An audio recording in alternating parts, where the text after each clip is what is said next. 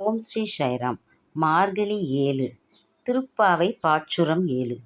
கீசு கீசு என்றெங்கும் ஆனை சாத்தன் கலந்து பேசின பேச்சரவம் கேட்டிலையோ பேய் பெண்ணே, காசும் பிறப்பும் கலகலப்ப கைபேர்த்து வாச நறுங்குழல் ஆய்ச்சியர் மத்தினால் ஓசைப்படுத்த தயிரரவம் கேட்டிலையோ.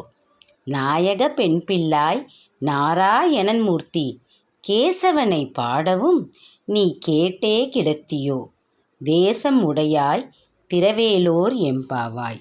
பொருள்: அறிவில்லாதவளே, ஆனை சாத்தான் என்றழைக்கப்படும் வலியன் குருவிகள் கீச்சிடும் குரலும் அவை தங்கள் துணையுடன் பேசும் ஒலியும் உனக்கு கேட்கவில்லையா?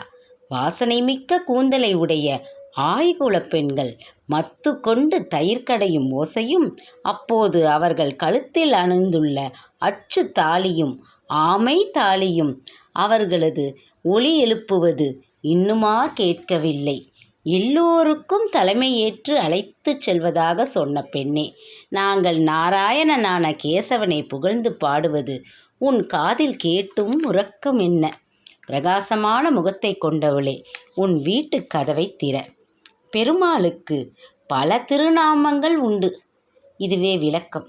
இதில் கேசவா என்ற திருநாமத்தை 7 முறை சொல்லிவிட்டு அன்றாட பணிகளுக்கு கிளம்பினால் அன்றைய பணிகள் தங்கு தடையின்றி முடியும் என்பது நம்பிக்கை.